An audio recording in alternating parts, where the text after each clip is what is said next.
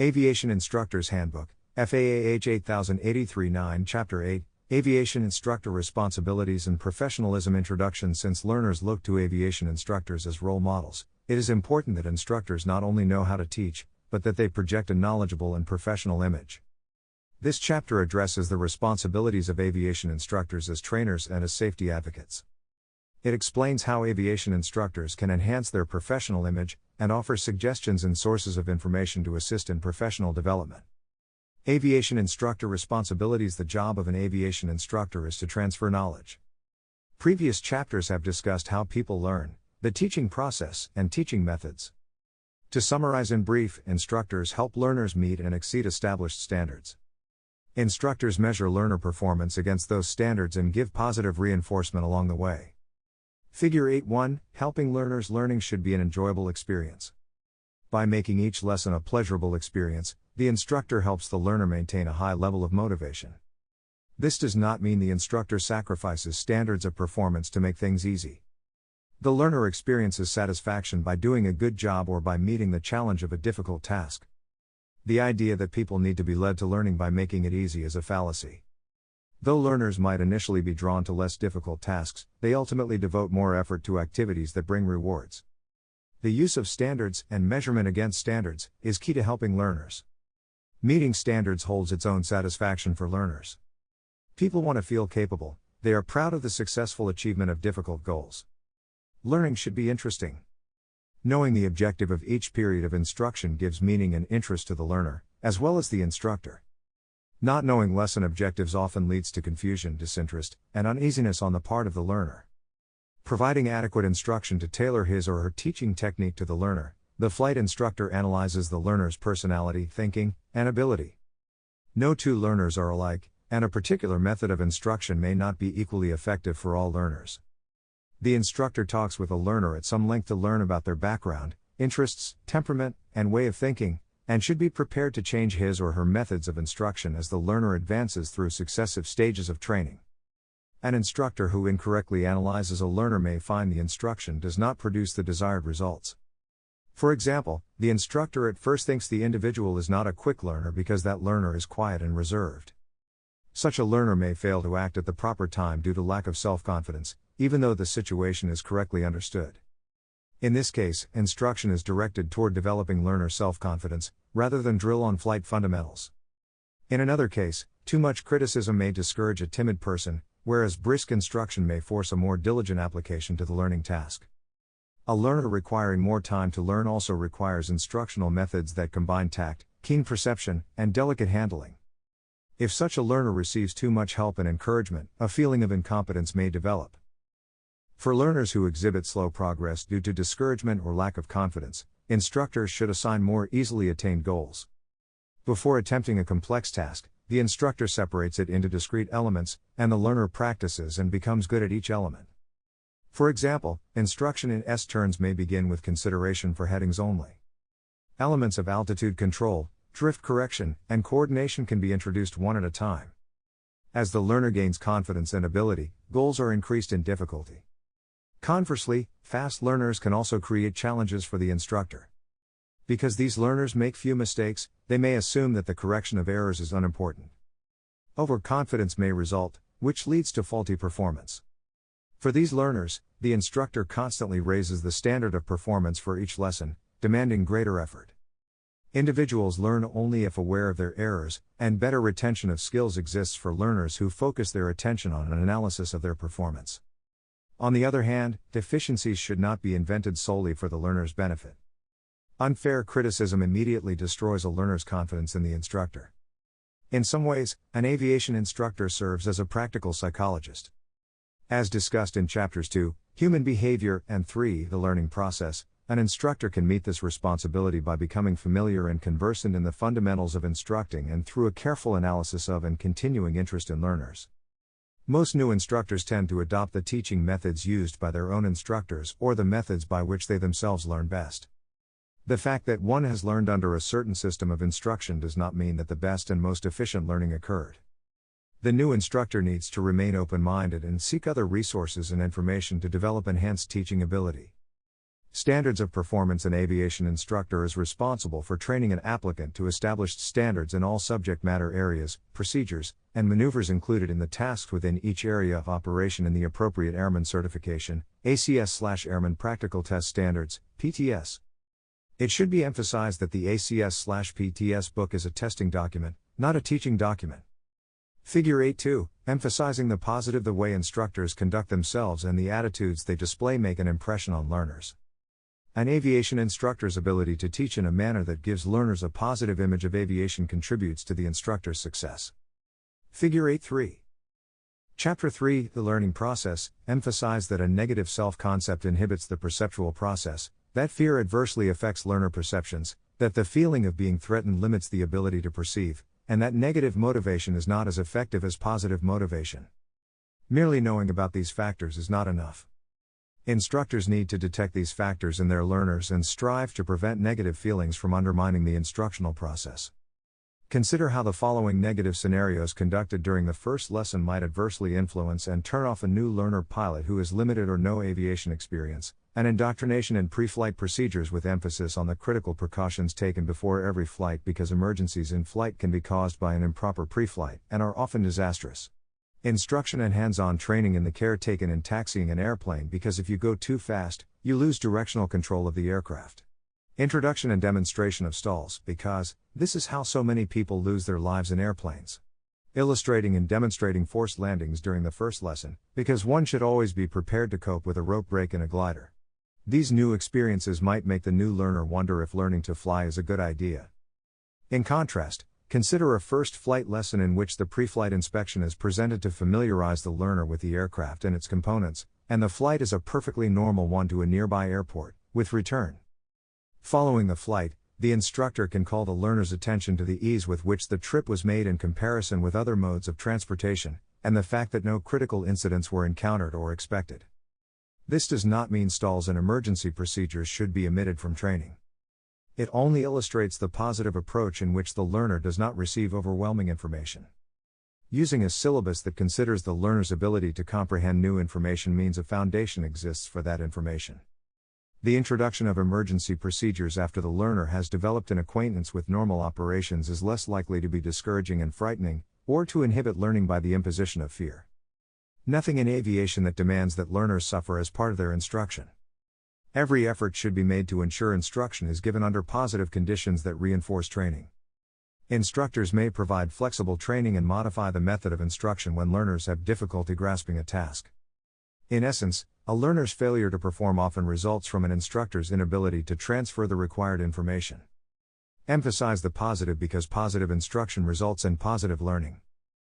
Minimizing learner frustration. Minimizing learner frustrations in the classroom, shop, or during flight training is an instructor's responsibility. Instructors can encourage rather than discourage learning by following some basic rules. For example, lesson plans used as part of an organized curriculum help the learner pilot measure training progress. Since most pilots don't want to be learners, the ability to measure their progress or see an end in sight reduces frustration and increases pilot motivation. Figure 8.4. Motivate learners. More can be gained from wanting to learn than from being forced to learn. Too often, learners do not realize how a particular lesson or course can help them reach an important goal. When learners can see the benefits and purpose of the lesson or course, their enjoyment and their efforts increase. Keep learners informed. Learners feel insecure when they do not know what is expected of them or what is going to happen to them. Instructors can minimize feelings of insecurity by telling learners what is expected of them and what they can expect in return. Instructors keep learners informed in various ways, including giving them an overview of the course, keeping them posted on their progress, and giving them adequate notice of examinations, assignments, or other requirements. Approach learners as individuals. When instructors limit their thinking to the whole group without considering the individuals who make up that group, their efforts are directed at an average personality that really fits no one. Each group has its own personality that stems from the characteristics and interactions of its members. Each individual within the group has a unique personality. Give credit when due. When learners do something extremely well, they normally expect their abilities and efforts to be noticed. Otherwise, they may become frustrated. Praise or credit from the instructor is usually ample reward and provides an incentive to do even better. Praise pays dividends in learner effort and achievement when deserved, but when given too freely, it becomes valueless. Criticize constructively. Although it is important to give praise and credit when deserved, it is equally important to identify mistakes and failures. It does not help to tell learners they have made errors and not provide explanations. If a learner has made an earnest effort but is told that the work is unsatisfactory, with no other explanation, frustration occurs. Errors cannot be corrected if they are not identified, and if they are not identified, they will probably be perpetuated through faulty practice. On the other hand, if the learner is briefed on the errors and is told how to correct them, progress can be made. Be consistent. Learners want to please their instructor. This is the same desire that influences much of the behavior of subordinates toward their superiors in industry and business. Naturally, learners have a keen interest in knowing what is required to please the instructor. If the same thing is acceptable one day and unacceptable the next, the learner becomes confused. The instructor's philosophy and actions need to be consistent. Admit errors. Who expects an instructor to be perfect? The instructor can win the respect of learners by honestly acknowledging mistakes. If the instructor tries to cover up or bluff, learners sense it quickly. Such behavior tends to destroy learner confidence in the instructor. If in doubt about something, the instructor should admit it. Flight Instructor Responsibilities. Learning to fly should provide learners with an opportunity for exploration and experimentation. It should be a habit-building period during which learners devote their attention, memory, and judgment to the development of correct habit patterns. All aviation instructors shoulder an enormous responsibility because their learners will ultimately be flying, servicing, or repairing aircraft. Flight instructors may have the additional responsibility regarding evaluation of learner pilots and deciding when they are ready to solo.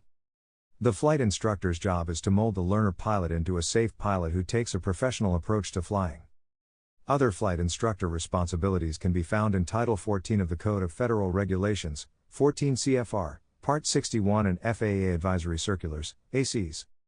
Figure 8.5, instructors should be current and proficient in the aircraft they use and encourage each pilot to learn as much as possible and to continually raise the bar. Flight instructors teach other pilots to remain focused on safety of flight and to use risk mitigation. It is also important to provide an understanding of why pilots are trained to standards, how these standards are set, and that meeting the standard provides a limited margin of safety. Physiological obstacles for flight learners. Although most learner pilots have been exposed to air travel, they may not have flown in light training aircraft. Consequently, learners may react to unfamiliar noises or vibrations, or experience unfamiliar sensations due to G-force, or an uncomfortable feeling in the stomach. To teach effectively, instructors cannot ignore the existence of these negative factors, nor should they ridicule learners who are adversely affected. These negative sensations can usually be overcome by understanding the nature of their causes. Remember, a sick learner is preoccupied and may not have the mental or physical capacity to learn. Ensuring learner skill set. Flight instructors ensure learner pilots develop the required skills and knowledge prior to solo flight. The learner pilot needs to show consistency in the required solo tasks, takeoffs and landings, ability to prioritize maintaining control of the aircraft, proficiency in flight, traffic pattern operation, proper navigation skills, and proper radio procedure and communication skills. Learner pilots should receive instruction to ask for assistance or help from the ATC system when needed. Mastery of the skill set includes consistent use as well as increased accuracy of performance. The decision to determine when a learner is ready for solo flight should be a joint decision between learner and instructor. Generally, this determination is made when the instructor observes the learner from pre-flight to engine start to engine shutdown and the learner performs consistently, without need of instructor assistance. Flight instructors need to provide adequate flight and ground instruction for each item included in the applicable ACS/PTS. The ACS integrates risk management and safety throughout and with supplementary appendix information. PTS lists special emphasis items. Some common items include 1. Positive aircraft control. 2. Procedures for positive exchange of flight controls. 3. Stall and spin awareness. 4. Collision avoidance. 5. Wake turbulence and low-level wind turbulence and wind shear avoidance. 6. Runway incursion avoidance. 7. Controlled flight into terrain, CFIT. 8. Aeronautical decision-making, ADM/risk management. 9. Checklist usage. 10. Spatial disorientation. 11. Temporary flight restrictions, TFR, 12. Special use airspace, SUA, 13. Aviation security. 14. Wire strike avoidance flight instructors should be current on the latest procedures regarding pilot training, certification, and safety. It is the flight instructor's responsibility to maintain a current library of information. These sources are listed in the appropriate ACS/PTS, and other sources can be located on the internet at www.fa.gov and www.fasafety.gov. The FAA websites provide comprehensive information to pilots and instructors. Other aviation organizations also have excellent information. However, an instructor should follow procedures in the manner prescribed by the FAA. If an instructor needs any assistance, he or she should contact a more experienced instructor, an FAA-designated pilot examiner, DPE, or the local Flight Standards District Office, FSDO. Aviators Model Code of Conduct. The Aviators Model Code of Conduct presents broad guidance and recommendations for general aviation GA pilots to improve airmanship, flight safety, and to sustain and improve the GA community. The Code of Conduct presents a vision of excellence in GA aviation. Its principles both complement and supplement what is merely legal. The Code of Conduct is not a standard and is not intended to be implemented as such. The Code of Conduct consists of the following 7 sections. 1. General responsibilities of aviators. 2. Passengers and people on the surface. 3. Training in proficiency. 4. Security. 5. Environmental issues. 6. Use of technology. 7. Advancement and promotion of general aviation. Each section provides flight instructors a list of principles and sample recommended practices. Successful instructor pilots continue to self-evaluate and find ways to make themselves safer and more productive. The Aviators Model Code of Conduct provides guidance and principles instructors should integrate into their own practices. More information about the Aviators Model Code of Conduct can be found at www.secureave.com. Safety practices and accident prevention. Aviation instructors are on the front line of efforts to improve the safety record of the aviation industry. Safety, one of the most fundamental considerations in aviation training, is paramount. Comprehensive FAA regulations promote safety by eliminating or mitigating conditions that can cause death, injury, or damage, but even the strictest compliance with regulations may not guarantee safety. Rules and regulations are designed to address known or suspected conditions detrimental to safety, but there is always a chance that some new combination of circumstances not contemplated by the regulations will arise. It is important for aviation instructors to be proactive to ensure the safety of flight or maintenance training activities. The safety practices aviation instructors emphasize have a long-lasting effect on learners. Generally, learners consider their instructor to be a role model whose habits they attempt to imitate, whether consciously or unconsciously. The instructor's advocacy and description of safety practices mean little to a learner if the instructor does not demonstrate them consistently. For example, if a maintenance learner observes the instructor violating safety practices by not wearing safety glasses around hazardous equipment, the learner probably will not be conscientious about using safety equipment when the instructor is not around. One of the best actions a flight or maintenance instructor can take to enhance aviation safety is to emphasize safety by example. Another way for the instructor to advocate safety is to partner with the FAA Safety Team, FAA team. The FAA team is dedicated to improving the aviation safety record by conveying safety principles and practices through training, outreach, and education. More information is available at fasafety.gov. Flight instructor qualifications. A flight instructor needs to be thoroughly familiar with the functions, characteristics, and proper use of all flight instruments, avionics, and other aircraft systems being used for training. This is especially important due to the wide variety in global positioning systems, GPS, and glass panel displays. Each flight instructor should maintain familiarity with current pilot training techniques and certification requirements. Frequent review of new periodicals and technical publications, personal contacts with FAA inspectors and designated pilot examiners, DPE, and participation in pilot and flight instructor clinics such as the FAA Team/SAFE quarterly series of flight instructor open forums facilitate awareness of current requirements.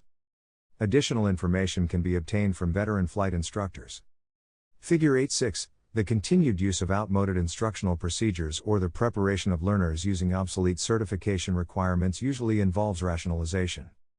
Professionalism. The aviation instructor is the central figure in aviation training and bears responsibility for all phases of required training. The instructor, either pilot or aircraft maintenance technician, needs to be a professional. As professionals, aviation instructors strive to maintain the highest level of knowledge, training, and currency in the field of aviation.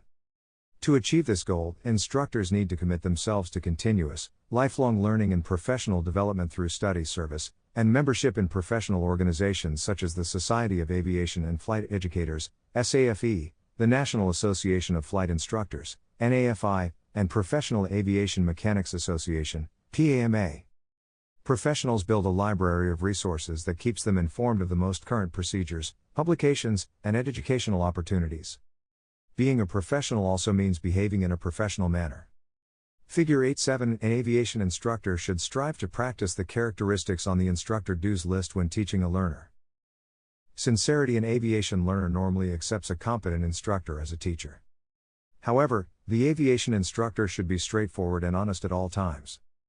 Attempting to hide inadequacy behind a smokescreen of unrelated instruction makes it impossible for the instructor to command the respect and full attention of a learner.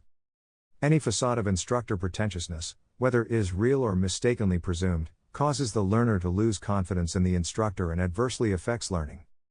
Acceptance of the learner. The instructor needs to accept learners as they are, including all their faults and problems. The learner is a person who wants to learn, and the instructor is a person who is available to help in the learning process. The professional relationship between the instructor and learner should be based on a mutual acknowledgement that the learner and the instructor are important to each other, and that both are working toward the same objective. Under no circumstance should the instructor do anything which implies degrading the learner. Acceptance, rather than ridicule, and support, rather than reproof, encourage learning. Learners need to be treated with respect, regardless of whether they are quick to learn or require more time to absorb certain concepts. Criticizing a learner who does not learn rapidly is similar to a doctor reprimanding a patient who does not get well as rapidly as predicted. Personal appearance and habits. Personal appearance has an important effect on the professional image of the instructor. Today's aviation customer expects an instructor to be neat, clean, and appropriately dressed. Since the instructor is engaged in a learning situation, the attire worn should be appropriate to professional status. Figure 8.8 Personal habits have a significant effect on the professional image. The exercise of common courtesy is perhaps the most important of these. An instructor who is rude, thoughtless, and inattentive cannot hold the respect of a learner, regardless of the instructor's ability as a pilot or aviation maintenance technician. Personal cleanliness is important to aviation instruction. Frequently, an instructor and a learner work in close proximity, and even little annoyances such as body odor or bad breath can cause serious distractions from learning the tasks at hand. Demeanor. The attitude and behavior of the instructor can contribute much to a professional image. The instructor should avoid erratic movements, distracting speech habits, and capricious changes in mood. The professional image requires development of a calm, thoughtful, and disciplined demeanor. The successful instructor avoids contradictory directions, reacting differently to similar or identical errors at different times, demanding unreasonable performance or progress, criticizing a learner unfairly, or presenting an overbearing manner or air of flippancy. Effective instruction is best conducted in a calm, pleasant, thoughtful manner that puts the learner at ease. The instructor should constantly demonstrate competence in the subject matter and genuine interest in the learner's well-being. Proper language in aviation instruction. As in other professional activities, the use of profanity and obscene language leads to distrust or, at best, to a lack of complete confidence in the instructor. Many people object to such language. The professional instructor speaks normally, without inhibitions, and speaks positively and descriptively, without profanity. Evaluation of learner ability. Evaluation of a learner's ability is an important element of instruction. Used in this context, evaluation refers to judging a learner's ability to perform a maneuver or procedure. Demonstrated ability. Evaluation of demonstrated ability during flight or maintenance instruction is based upon established standards of performance, suitably modified to apply to the learner's experience and stage of development as a pilot or mechanic. The evaluation considers the learner's mastery of the elements involved in the maneuver or procedure, rather than merely the overall performance. For example, qualification of learner pilots for solo and solo cross-country privileges depends upon demonstrations of performance. Keeping the learner informed when evaluating learner demonstrations of ability, the aviation instructor should keep the learner informed of progress. This may be done as each procedure or maneuver is completed or summarized during a post-flight or class critique. These critiques should be in a written format, such as notes, to aid the instructor in covering all areas that were noticed during the flight or lesson. When explaining errors in performance, instructors point out the elements in which the deficiencies are believed to have originated and, If possible, suggest appropriate corrective measures. Professional development aviation is changing rapidly, and aviation instructors need to continue to develop their knowledge and skills in order to teach successfully in this environment. The aviation instructor is well respected by other technicians and pilots because instructors have trained extensively to be certificated. Flight instructors undergo comprehensive evaluations and a practical test to obtain a flight instructor certificate. 14 CFR Part 147 requires all instructors teaching maintenance subjects to hold an FAA certificate as an aircraft maintenance technician. Successful, professional aviation instructors do not become complacent or satisfied with their own qualifications and abilities and are constantly alert for ways to improve their qualifications, effectiveness, and the services they provide to learners. Considered by their learners to be a source of up-to-date information, instructors have the opportunity and responsibility to introduce new procedures and techniques both to their learners and to other aviation professionals with whom they come in contact. Continuing education: a professional aviation instructor continually updates his or her knowledge and skills.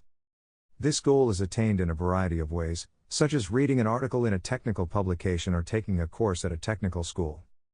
There are many different sources of information the aviation instructor can use in order to remain current in aviation knowledge and teaching. Government: one of the first educational sources for the instructor is the FAA and other governmental agencies. The FAA either sponsors or collaborates in sponsoring aviation programs, seminars, and workshops for the public. For example, the FAA conducts safety seminars around the country in conjunction with the aviation industry. These seminars, although directed at pilots, can be a useful source of knowledge for aviation instructors. The FAA is a rich source of information that can be used to enhance an instructor's knowledge. Regulations, advisory circulars, airworthiness directives, orders, and notices are some of the documents that can be downloaded from the FAA website at www.faa.gov. Participation in the Pilot Proficiency Awards program is a good way for a flight instructor to improve proficiency and to serve as an example to learners. Another way is to work toward the Gold Seal Flight Instructor Certificate. Accomplishing the requirements of the certificate is evidence the instructor has performed at a very high level as a flight instructor. CAC 6165, Certification, Pilots and Flight and Ground Instructors, for a list of requirements for earning this certificate. Similarly, the Aviation Maintenance Awards program affords the aviation maintenance instructor the opportunity for increased education through attendance at FAA or industry maintenance training seminars. Details for the awarding of bronze through diamond pins can be found in AC 6525, Aviation Maintenance Technician Awards Program. The FAA approves the providers who conduct flight instructor refresher courses, FERCs, in accordance with AC 6183, nationally scheduled FAA-approved industry-conducted flight instructor refresher course. These courses are available for flight instructors to complete the training requirements for renewal of flight instructor certificates. The FAA co-sponsors inspection authorization seminars. These seminars are open to all maintenance technicians and are a good source of additional training and education for maintenance instructors. Educational/training institutions: professional aviation instructors can further increase their knowledge and skill in aviation specialties by attending classes at local community colleges, technical schools, or universities. These schools may offer complete degree programs in aviation subjects as well as single subject courses of benefit to instructors. Commercial organizations are another important source of education/training for the aviation instructor. Some may be publishers or online suppliers of training materials, while others may provide complete ground and flight training programs for professional pilots and instructors. These companies often provide a wide variety of study programs including videos, computer-based training, and printed publications. Many offer training that can be attended either at the home base of the company, at classes or seminars around the country, or through internet sites. There are numerous organizations around the country that offer courses of training for aviation instructors.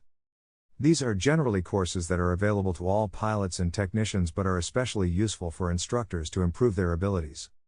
Examples of such courses include workshops for maintenance technicians to enhance their skills in subjects such as composites, sheet metal fabrication, and fabric covering.